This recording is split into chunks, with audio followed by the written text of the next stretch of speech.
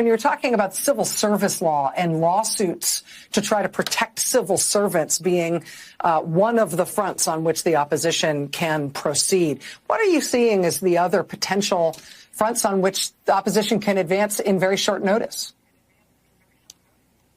Well, in Congress, of course, we're going to be fighting them in subcommittees and committees, on the floor, in the House, in the Senate, with filibusters at every turn.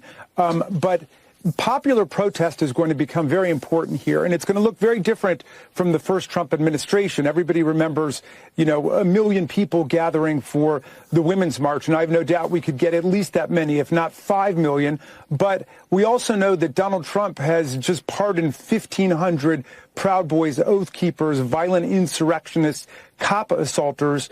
And so we don't want a huge protest like that to become a magnet for right-wing provocateurs and violence. Donald Trump would love nothing more than to send in the police and to, stage some kind of, declare martial law or something in a situation like that. But I think the decentralized local protests around particular departments, particular agencies, in particular towns and cities are going to proliferate. And I got to tell you, it was thrilling and exhilarating to see hundreds of people show up on just a couple hours' notice that we were going to have a press conference outside of AID today. So there's tremendous popular fervor here, and that's giving everybody a lot of confidence and showing that we're not afraid of these people. They might be attempting a coup against America, but we're going to stop them, and we're going to use every means available to us.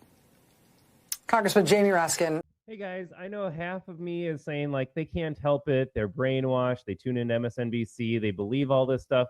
Then the other half of me is quit being a retard. And this is why democracy will always fail, because yes, everyone gets a chance to vote. And guess what? Most people are stupid. I hate to say this. This is where I'm at though with the American people. 48% of the country voted for Kamala Harris. 48% of the country, in other words, proved they are not able to self-govern. And here we are with Jamie Raskin, folks. Let this sink in. The American people, half of this country, will never connect the dots that Jamie Raskin was leading the J6. He incited an insurrection charge, lock all these insurrectionists up in prison, put Donald Trump in prison for the rest of his life. Whatever 14th Amendment nonsense we can bring up from the Civil War era, let's use that to make sure Donald Trump can't hold elected office anymore. And then he's on this program inciting violence in the streets because he's convincing you that Donald Trump is enacting a coup. And a coup in this case is Donald Trump got elected to do things we wanted him to do, and now he's doing them, and he's shrinking the government, and he's a tyrannical dictator for giving you more power back. This is where we are at. Donald Trump bad. He incited an insurrection. Donald Trump bad. So now we need to incite an actual insurrection. He's talking about violence on the streets. What violence took place at the Capitol on January 6th, and especially what violence was instigated by Donald Trump. This is why I'm saying self-governance is a wonderful experiment, but most people can't handle it. Every single Democrat voter has proven to me they are not able to self-govern.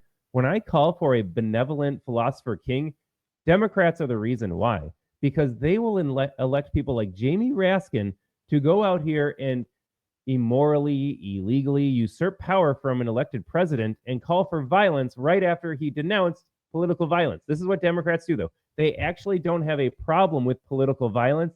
They just have a problem with political violence when it's aimed at them. Otherwise, they love it.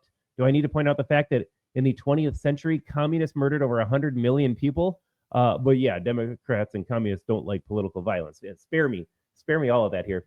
Democrat voters, wake up. Do you see what is happening to you? Do you see how they are lying to you and making you believe two opposite things at the same time? For the sake of this country, for the sake of me and my family, don't drag me through this, and for the sake of your own mental health, stop voting Democrat. Stop believing these lies.